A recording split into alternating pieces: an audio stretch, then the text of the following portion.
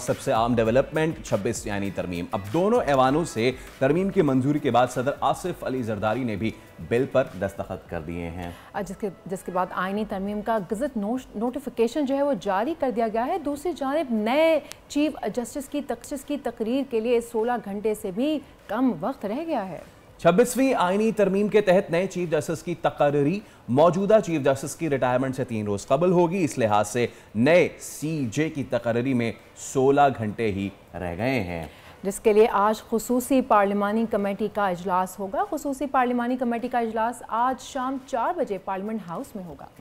इजलास में नए चीफ जस्टिस पाकिस्तान की तकर्री से मुतालिक फैसला किया जाएगा। अब तश्कील करदा खुसूसी पार्लिमानी कमेटी में मुस्लिम लीग नून की जानिब से ख्वाजा आसिफ हैं, एहसान इकबाल हैं, आज़म नज़ीर तारड़ और शाइस्ता परवेज़ मलिक शामिल हैं। पीपल्स पार्टी की जानिब से राजा परवेज़ अशरफ, नवीद कमर, सेनेटर फारूक एच नाइक और MQM से राना अंसार खुसूसी पार्लियामेंट्री कमेटी में शामिल हैं। सुन्नी इत्तेहाद काउंसिल की जानिब से बैरिस्टर गौहर, साहबजादा हामिद रजा और सेनेटर अली जफ़र खुसूसी पार्लिमानी कमेटी में शामिल हैं। इसी हवाले से हम बात कर लेते हैं, हमारे नुमाइंदे सलमान आवान हम मौजूद हैं। सलमान, सबसे पहले तो जो इजलास होने जा रहा है, सारी सूरत हाल है, उस पर आप हमें क्या अपडेट करेंगे, कितने बजे होगा ये? हाँ सलमान, प्लीज गो ऑन, हमें बताइए इजलास जो है वो पार्लिमानी कमेटी जो है वो तश्कील दी जा चुके हैं और 26वीं आईनी तरमीम के बाद पहली बार चीफ जस्टिस ऑफ पाकिस्तान का तकर्रुर आज एक नए तरीके से शुरू किया जाएगा। नए आईनी जो पैरामीटर्स हैं उनके अकॉर्डिंगली किया जाएगा और इस हवाले से ये बताया गया है कि जो शाम 4 बजे है ये नई कमेटी 12 रुकनी कमेटी बैठेगी और इसमें खुसूसी पार्लिमानी कमेटी के अंदर पाकिस्तान मुस्लिम लीग नून की जानिब से वज़ीर दिफा ख्वाजा मोहम्मद आसिफ, उनके साथ एहसान इकबाल, आज़म नज़ीर तारड़ और शाइस्ता परवेज़ मलिक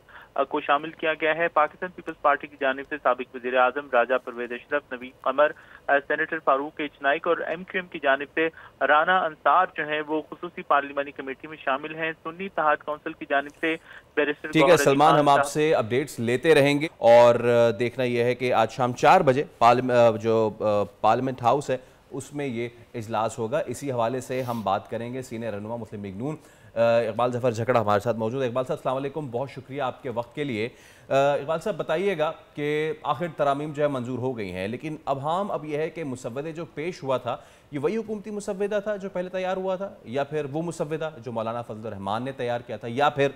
वो जो मुश्तरका तौर पे तैयार हुआ था? देखिए जी,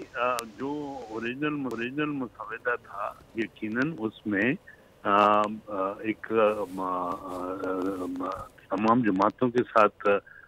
बातचीत करने के बाद हमने ये तय किया हुआ था कि इसको हम अमेंड कर सकते हैं और जो भी रिक्वायरमेंट्स होंगी और जो भी तमाम जमातें मिलकर एक ही डायरेक्शन में एक चीज को एक्सेप्ट करेंगी तो उसी पे हम जाना चाहते हैं। क्योंकि अगर हम जमहूरियत की बात करते हैं तो फिर जमहूरियत में तो यही है कि हमने अगर कोई काम करना है तो तमाम वो जमातें जो इस वक्त इस मुल्क में मेन जमातें हैं, आपको पता है कि 4-5 जो मेन जमातें हैं, इनको साथ मिलके बैठ के और एक लायामल तय करके और फिर आगे बढ़ना चाहिए। तो उसके साथ फिर दूसरी जमातें जो हैं मुल्क में, तो हमारी बड़ी जमातें हैं, वो भी जब देखती हैं कि मेन पार्टी जो है उन्होंने एक मसौदा बना लिया है और उसके मुताबिक आगे चलना चाहते हैं, तो वो फिर उस पे तमाम जमातें माशाल्लाह मुतफिक हो जाती है। जी वैसे इकबाल साहब चीफ जस्टिस की तकरीरी के लिए पार्लिमानी कमेटी की तश्कील और अब 2/3 अक्सरियत से चीफ जस्टिस ऑफ पाकिस्तान का चुनाव करेगी, मतलब क्या समझते हैं आप, इस तरह से अदलिया मज़ीद मजबूत हो सकती है? मेरे ख्याल में कि ये जो चीज़ हुई है, फिर मैं यही कहूँगा कि इस पर भी लायामल तय करने के लिए बहुत सैर हासिल गुफ्तगू हुई है, डिस्कशन हुई है इस पे, और इस पे अदलिया को भी किसी हद तक कंसल्ट किया गया और उनके साथ بات چیت کر کے یہ ساری چیز طے ہوئی ہے۔ اچھا جگہ صاحب، اب اس تمام تر معاملے میں کیونکہ آپ کی نظر ہوگی اس پہ تحریک انصاف پہ بھی، اور وہ منقسم نظر آتی ہے کیونکہ بیرسٹر گوہر کا گزشتہ روز اسمبلی کا جو تقریر ہے وہ ناراض تو دکھائی دیا لیکن انہوں نے کسی احتجاج کا اندیا نہیں دیا۔ شیر افضل مروت جو ہیں وہ جارحانہ ہمیشہ سے ہی، انہوں نے بیان بھی جارحانہ دیا ہے۔ Do you think it's a divide یا پھر کوئی بڑا احتجاج ہے؟ اور اگر کوئی بڑا احتجاج آپ متوقع ہے تو اس پہ حکومت کی کیا تیاری ہے؟ شکریہ جی، ہاں بالکل، دیکھیں جی، حکومت اللہ کے کرم سے جو بھی یہ قدم اٹھائیں گے اس کے لیے ہم پوری طرح تیار ہیں، ہمیں کوئی گھبراہٹ والی بات نہیں ہے، لیکن ہماری کوشش یہی ہے کہ ان کو ہم ایک طریقے سے اگر سمجھا سکیں اور یہ بھی ایک متفقہ عمل اختیار کر لیں تو یہ in the larger interest of Pakistan, اور ملک کی یہ خود بھی یہ بات کرتے ہیں کہ ہم ملک کے وسیع تر مفاد کے لیے بات بھی کرنے کے لیے تیار ہیں، اور کوئی بھی عمل اختیار کرنا ہو اس کے لیے تیار ہیں۔ تو ہماری کوشش یہی ہوگی کہ ان کو ہم لے کر چلیں ساتھ، لیکن اگر فرض کر یہ کسی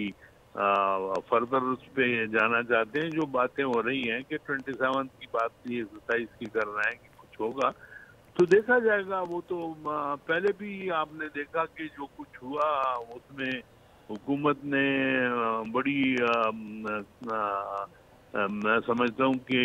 ایسی کارکردگی کا مظاہرہ کیا کہ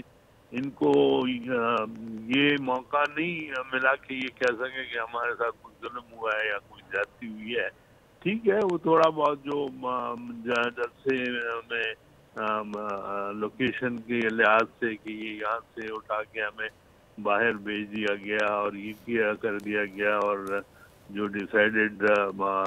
جگہ تھی وہاں جانے نہیں دیا، تو دیکھیں حکومت نے دیکھنا ہے نا، اسلام آباد میں جو یہ ڈی چوک کی بات کرتے ہیں وہاں اگر ان کو جانے دیا جائے تو پھر آفٹر آل ڈی چوک جو ہے وہ اتنا سینسیٹیو ہے۔ جی